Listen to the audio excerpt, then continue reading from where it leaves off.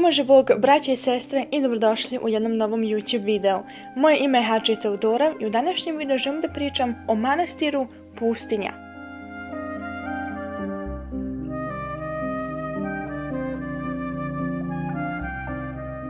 Ovaj manastir se nalazi u eparhiji Valjevskoj. Kada smo krenuli prema ovome manastiru, prolazili smo i pored Vještačkog jezera Rovina. Vidjela sam tu ogromnu branu i upravo kada smo prolazili pored te brane, sam baš mislila na to, kad to pukne, bukvalno cijeli grad će biti pod vodom. I gore kada smo se popeli i put išao dalje, ugledaš ono ogromno jezero, no Vještačko jezero koje je potopilo manastir Valjevska Gračanica. I onda pomisliš kako su to mogli da dopuste. To je jedan starovjekovni manastir.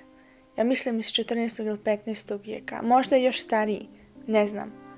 Gdje su dopustili da se ova svetinja potopi. I ti ljudi koji su bili u vlast, nebitno u ovoj državnoj vlasti ili crkvenoj vlasti, kako ih nije sramota su potpisali ovako nešto. Znam da će mnogi reći, pa da, to je potpisano u 90-im ili ranije još ili kasnije, šta ja znam. Nebitno i kad je potpisano. Ako je potpisano jedan dan prije tog planiranja, izvođenja ovakvog strašnog krivičnog djela, po mom mišljenju, to je apsolutno nikakvo opravdanje da se potopi jedna svetinja. Da su to radili osobe iz inostranstva, nebitno koje države, koje unije, kako mi nazivamo, da su oni to uradili u našoj državi. To bi bio skandal, mi to ne bi dopustili, zapad je kriv, istok je kriv su ovi, kriv su oni. Ali ne, ono što smo mi radili sa Valjevskom Gračanicom, to smo mi radili. Srbi su potopili manastir, a ne neko van. To niko ne može da kaže nešto suprotno. U suštini, te cijele priče vezane za Valjevsku Gračanicu je tam, dok su mi vozili se prema manastiru Pustinja, penjali se tu, vidiš to Vještačko jezero i vidiš da tu negdje, skroz dolje, u dubini, se nalaze ostaci manastira, što je žalosno. Uglavnom, kada smo se približavali manastiri Pustinji, znala sam da je i ovo mnogo star manastir. Stali smo na parkingu, izašli smo, upoznali smo jednu monahinju koja je tu bila i koja nam je otvorila manastirsku crkvu, koja nam je rekla nekoliko rečenica vezano za manastir i za njene freske. Nažalost, unutra se nije smjelo snimati, ali freske su bile zaista mnogo stare i mnogo oštećene. Vidjeli smo samo kratko igumaniju, a ona je već odšla u keliju, tako da sa njom nismo nikakav drugi razgovor ni mogli da vodimo.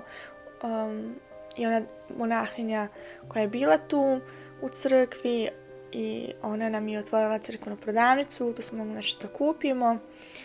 Malo smo pričali sa njom, bilo je zaista mnogo vruće.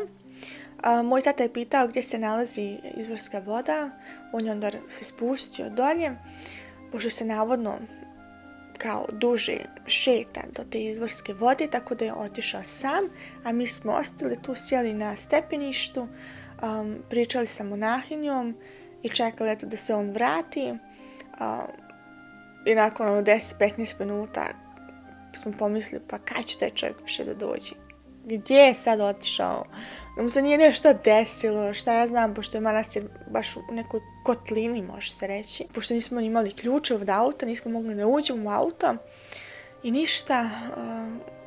Mislila sam da smo čak i počeli da krećemo dolje, a kada on već dolazi, usao nam je vode i rekao, ja se nisam žurio, ja sam to polako, a mi onako, pa dobro, čekamo te 20 minuta, čovječe, da napuniš jednu flašicu vode, ali eto, bilo je to zanimljivo i krenuli smo dalje prema manastiru Svetih Romanovih, što sam se lično nisam ni nadala da ćemo ga posjetiti, jer em što je nepoznat, em što nisam znala kakvi su putevi, i baš je bilo teško da ga pronađem i na Google Maps.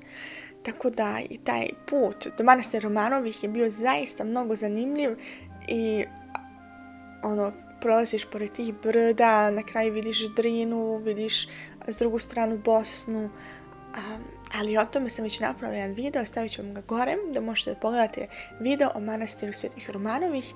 Jer što da vam kažem, manastir je zaista interesantan, nalazi se zaista na posebnom mjestu, ali kada se vozite do manastira Pustinje i vidite to vještačko jezero, ne znam. Ja inače volim jezera i volim kada vidim jezero i tu mi je i svejedno da li je vještačko ili prirodno jezero, jednostavno kada vidiš vodu, odmah se i raduješ. A i kada vidiš i rijeku, odmah nekako osjećaš se svježe, ali kada vidiš ovo vještačko jezero i znaš tu pozadinu, onda se smuči. Onda se smuči i zaista, ne znam, nemam riječi.